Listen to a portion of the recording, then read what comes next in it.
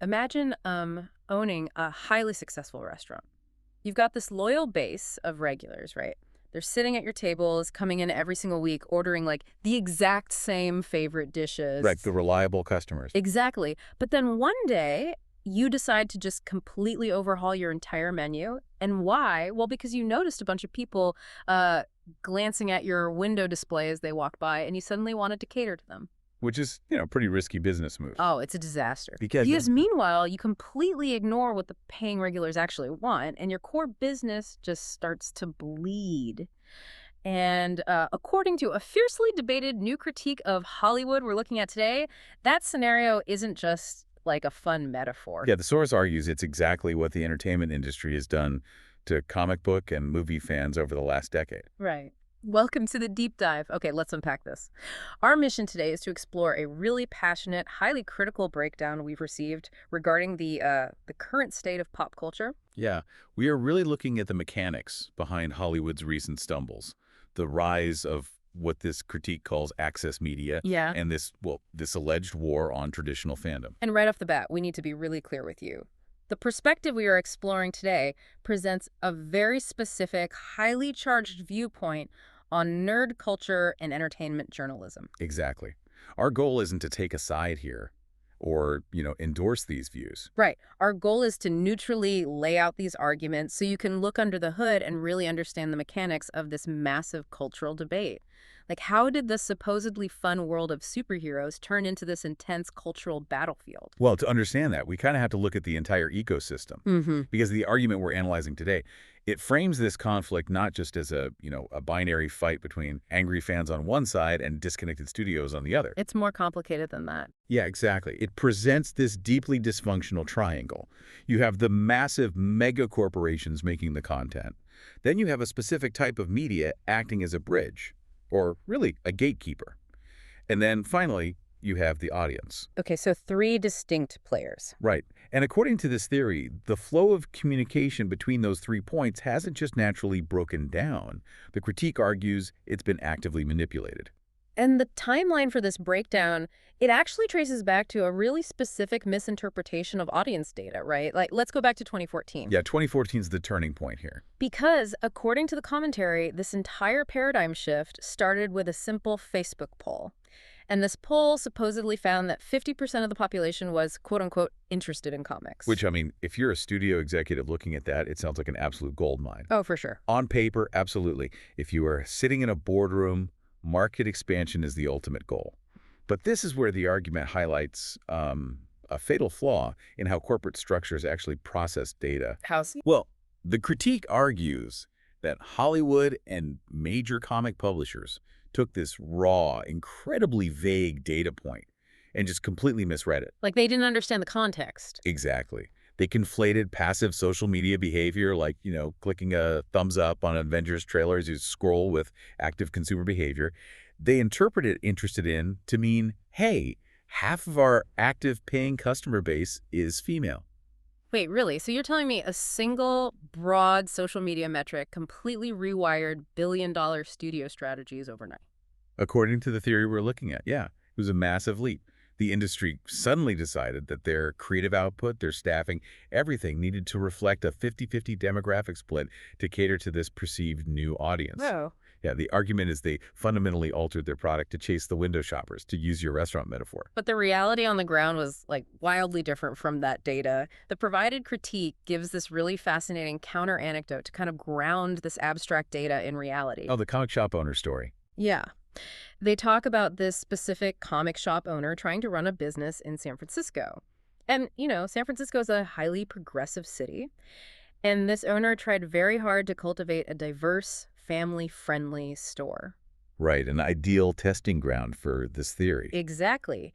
But even under those ideal conditions, he noted that only about 5 to 15% of his actual weekly pull list buyers, like the regulars who actually opened their wallets and bought comics every single week, were women. And there's a very specific demographic detail, the source notes there too. Right. Within that small 5 to 15%, the demographic was actually predominantly lesbian women. But the broader, the structural point being made by the commentary is really about deep-seated purchasing habits. Okay, unpack that a bit. Well, the store owner observed that when companies forcefully pushed female-led titles to hit these new corporate mandates, the buyers inside the store didn't magically change. The vast majority of people buying Wonder Woman comics, for instance, were still traditional male fans. And here's the detail that really stuck with me from the source. The perspective notes that at this specific shop, more women actually bought Spider-Man than Wonder Woman. Yeah, that's a huge point. It's crazy. It completely shatters the corporate assumption that demographics automatically dictate reading preferences. Like, Right. women don't only want to read about women. Exactly.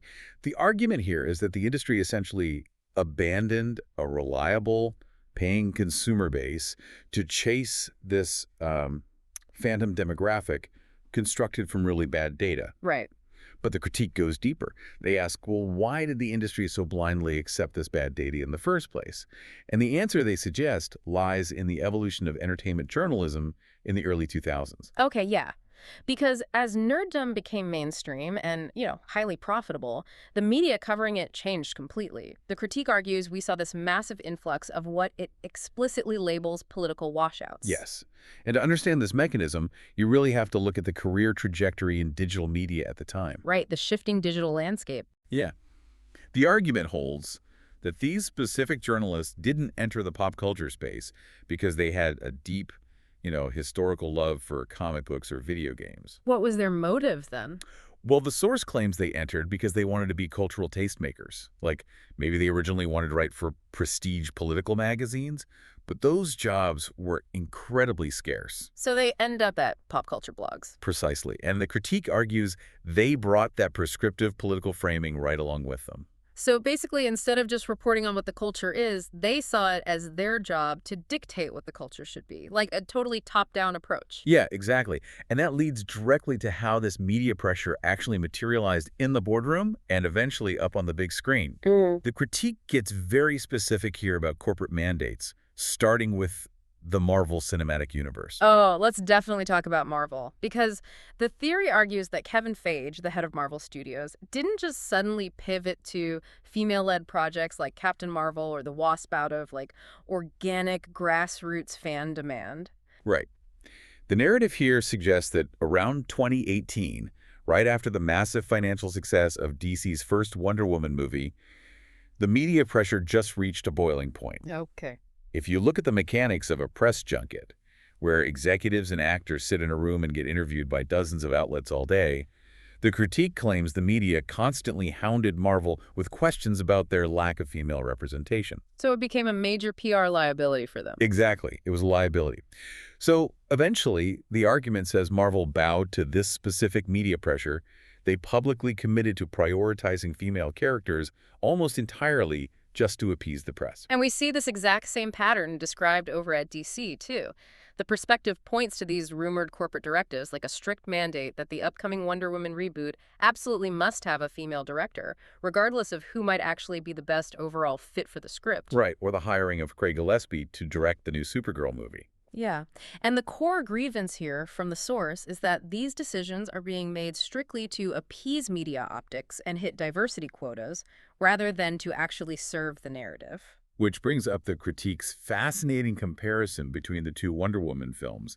It really illustrates this disconnect perfectly. Oh, the Wonder Woman 1984 breakdown. Yeah. Yeah. The first Wonder Woman is actually praised in this argument. I mean, it made almost $900 million.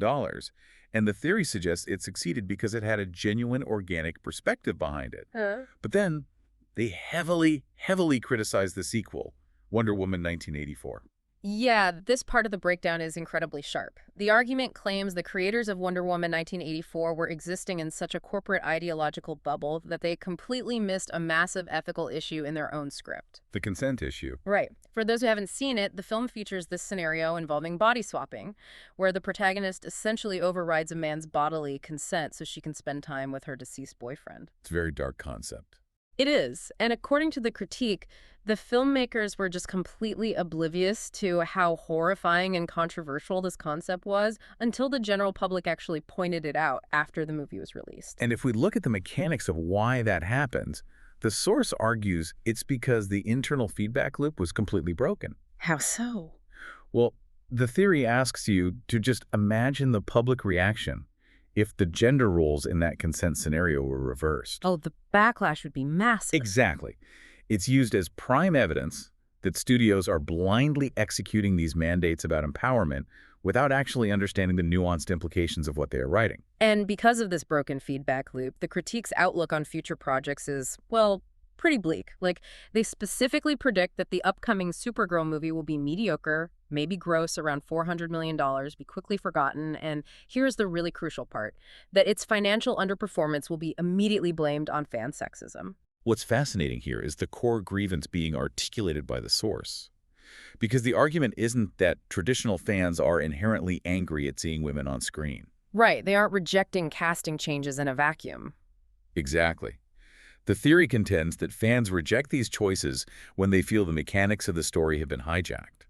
When a choice is made strictly for social and political motivations, rather than being driven by creative storytelling, the audience feels managed. They feel like they're being lectured to rather than just entertained. Right. So my question is, if the studios are actively alienating their paying regulars, why aren't the financial alarms ringing? Like, why doesn't the board of directors step in and stop it? Because, according to this critique, there's a PR shield absorbing all the blow. And that shield is the access media. Ah, okay. Yes. The perspective paints this very transactional, almost symbiotic picture of this relationship. It's described almost like pilot fish swimming next to a shark. I love that analogy. It's so vivid. Explain how that ecosystem actually works, according to the source. Like, what are the scraps the pilot fish get? Well, in the entertainment industry, access is currency. The argument alleges that these journalists routinely throw softball questions to studio executives and actors during press tours. They don't want to rock the boat. Exactly. They intentionally avoid asking the hard questions about, say, script quality or massive budget overruns. And what are they trading their journalistic integrity for? Yeah, what's the payoff? According to the critique, it's not for massive under-the-table payouts. It's actually for basic access to corporate perks, sometimes settling for something as trivial as a free, low-resolution 480p screener of an upcoming show just so they can publish the review a day early. A 480p screener. That detail is just wild to me. The theory is basically saying the media sells out the consumer for the absolute cheapest possible VIP pass. Yeah, digital perk. But what does the shark get in this scenario? How do these journalists act as a shield for the studios? The mechanics of this shield are actually quite aggressive. Let's say a studio makes a highly controversial corporate decision like race swapping a beloved established character just to hit a diversity metric. Okay. The studio knows this might anger the core fans. So according to the argument, the access media will write preemptive articles attacking the traditional fans before the product even airs. They go on the offensive. Exactly. They weaponize the word toxic. They label the fan base as problematic to run interference for the corporate decision. If the show fails, the narrative is already set. It didn't fail because it was badly written. It failed because the fans are toxic. Wow. And it goes further than just running defense, too, because the critique accuses these outlets of posting outright inflammatory, basically gaslighting articles just to farm engagement. Oh, absolutely. Like, they give this one example of a site publishing an article claiming that The Lord of the Rings is, quote, hard to watch today. Right, right. And the theory argues the writer of that article doesn't actually believe The Lord of the Rings is hard to watch. Obviously not. But they understand the mechanics of digital algorithms. They know that headline will totally enrage the traditional fan base, generate a ton of outrage shares on social media, and drive highly profitable clicks. It creates this vicious self-fulfilling loop. The media attacks the fans react angrily because they feel insulted, and then the media points to that anger and says, see, we told you the fandom is toxic. It justifies the narrative. Exactly. It justifies more attack articles, and the wheel just keeps spinning. And the actors, they are caught right in the middle of this absolute minefield. They really are. And the critique highlights how actors are forced to navigate this incredibly volatile environment, providing contrasting examples of celebrity survival tactics. Right. They point to Brie Larson, noting a dramatic shift in how she handles press tours. Yeah. Initially, she was very vocal and leaned heavily into the cultural debates. She was very active in that space. Yeah. But the argument suggests she looked at the landscape, saw the burnout, and pivoted. Now, her public persona is consistently smiling, completely apolitical, and strictly positive. She basically recognized that engaging in the culture war is a trap. Exactly. And the theory contrasts her with actors who leaned in and kind of flamed out, like Rachel Zegler, who faced massive backlash for heavily criticizing the original Snow White during her press tour. Right. And then on the complete opposite end of the spectrum, you have someone like Sydney Sweeney. Yes. The perspective points to Sweeney as the ultimate modern survival tactic.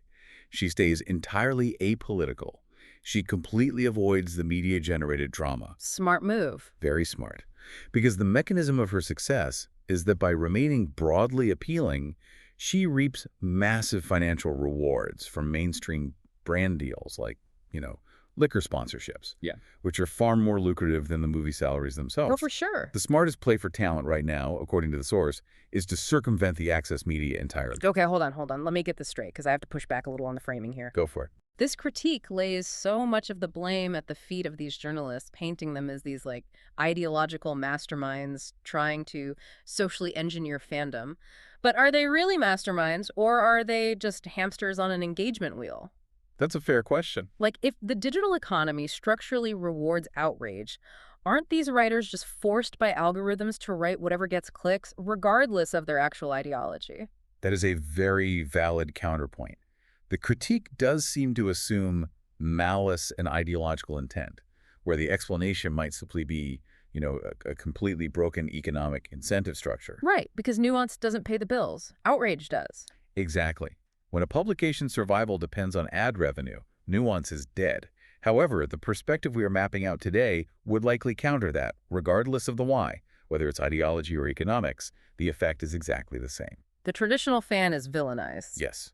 And this leads us to perhaps the most fascinating and counterintuitive part of the entire argument. The blind spot. Yes. The massive media blind spot. Because while the access media is constantly pointing the finger at traditional comic and movie fans, calling them toxic, the theory argues they completely ignore a much stranger and allegedly much more aggressive subculture within fandom. Shippers. The shippers. If you've ever spent 5 minutes on Twitter or Tumblr, you've probably seen this, but you might not realize how much power this subculture allegedly wields over actual studio executives. So for those who don't know, what exactly is a shipper? So the term shipper comes from the word relationship. It defines fans who become deeply, sometimes obsessively invested in fictional romantic pairings. Right. The critique traces the mainstream origins of this back to the 1990s, specifically looking at the intense fan desire for Mulder and Scully to get together on The X-Files. Okay, classic example. But back then, it was mostly contained to, writing fan fiction on early internet message board. Very harmless. But the argument claims it has evolved into something deeply unhealthy, moving from harmless fiction to demanding actual real-world compliance. Yes. They track the migration of these shipper communities from platforms like Tumblr over to Twitter and now to places like Blue Sky. And the critique asserts that this is where the actual dangerous toxicity lies. It crosses a line. Yeah, we're not talking about fans just complaining about a movie's plot anymore. The theory claims that shippers regularly cross the line into reality, allegedly coordinating harassment campaigns and throwing literal death threats at real-life actors and writers when the studio doesn't fulfill their fictional relationship demands. If we connect this to the bigger picture, it is a profound point about how the label toxic is selectively weaponized. How so? Well, if we look at the mechanics of this, the argument states that the access media entirely ignores the genuinely dangerous behavior of these shipper groups. You rarely see think pieces condemning shippers for, say, harassing an actor's real-life spouse. That's true. In fact, the theory claims the media often supports and validates these fringe groups because their demands for specific representation often align with the media's own progressive narratives. So the media essentially protects the shippers while attacking the traditional fans. But how does that affect the actual movies and television shows? This is the critical mechanism, the boardroom feedback loop. According to the critique, Hollywood executives are sitting in their offices, completely disconnected from the ground level. They have no idea what's really happening. Right. They read these access media articles praising shipper culture.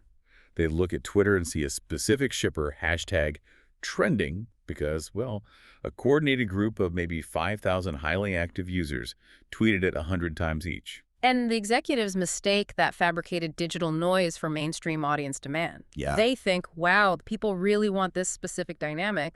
completely not realizing it's a fringe subculture. It's like this massive feedback loop of terrible data Right. mirroring the exact same mistake they made with the 2014 Facebook poll. Precisely. They mistake the loudest, most extreme voices on social media, which are then amplified by journalists seeking engagement for their core paying demographic. Which brings us to the current fallout. Like, where does this years-long disconnect actually leave the industry today? Well, the critique concludes that because of this compounding series of errors, Hollywood is currently stumbling through what it calls an era of slop. An era of slop. Wow. Yeah. The argument suggests that the major studios have entirely lost their confidence. They can read the financial writing on the wall. They realize the hyper-politicized top-down approach is yielding diminishing financial return. Audiences are just tuning out. Exactly. So the studios are desperately trying to dial back the identity politics to win back the core fans. But there's a massive structural problem now. What's the problem? Over the last decade, they've fired or alienated the writers and producers who actually understood how to cater to that core audience. They literally no longer know how to make a crowd-pleasing blockbuster. They are completely paralyzed. And the argument uses the revival of the show Daredevil as the prime example of this creative paralysis, right? Yes, Daredevil is the case study here. The theory claims that even when studios actively try to win back fans by reviving beloved properties with the original beloved actors, they just can't help themselves. They don't know how to just tell a simple, compelling story anymore. Right. And to unpack the specific terminology the critique uses here, they argue the new Daredevil tries to inject intersectional power dynamics into the script. Okay, what does that actually mean in practice? To put that in plain English, instead of just writing a gritty story about a blind lawyer fighting mobsters in Hell's Kitchen, the writers try to force complex academic theories about systemic privilege and social hierarchy into the narrative. Okay. And the argument holds that in the process of forcing this academic framework onto a pulp comic character, they break what fans fundamentally loved about the show, effectively ruining established characters like Karen Page. They're trying to serve two masters. Like, they want the mainstream audience's money, but they desperately want the access media's approval. And they end up with a product that satisfies absolutely no one. Exactly. So what does this all mean? Let's zoom out a bit. If we synthesize this entire perspective, you have just explored the anatomy of a massive cultural disconnect. Wow. The theory maps out a really clear chain reaction. Right. It starts with flawed data misunderstanding who the actual paying customer is. That bad data is then amplified by an ideological media class that prioritizes cultural engineering and corporate access over objective reporting. Which then creates pressure. Yes. This media pressure forces massive corporations into issuing top-down mandates that alienate their paying regulars. And when those regulars finally complain that the menu has changed, going back to our restaurant, the media acts as a PR shield. They weaponize the word toxic against traditional fans while completely ignoring actual harassment from fringe shipper subcultures just because it doesn't fit the narrative. The end result, according to this argument, is an entertainment industry that has entirely lost its identity, its creative confidence, and its connection to the very people it relies on to survive. It is a fascinating, albeit highly contentious, diagnosis of why modern pop culture feels so fractured right now. It really is. I mean, it takes that abstract feeling that something is just off with modern blockbusters and provides a mechanical explanation for how we got here. Yeah, it breaks down the machinery. Which leaves us with a massive question about the future. If this critique is accurate, and both the traditional mega studios and the legacy access media are losing their remaining influence, their money, and their gatekeeping power, well, who will dictate the next era of pop culture storytelling? Will the fans simply fund and dictate the stories directly through independent creators, or are we heading toward a completely decentralized entertainment landscape where the concept of a shared mainstream blockbuster doesn't even exist anymore? Something to think about next time you buy a ticket.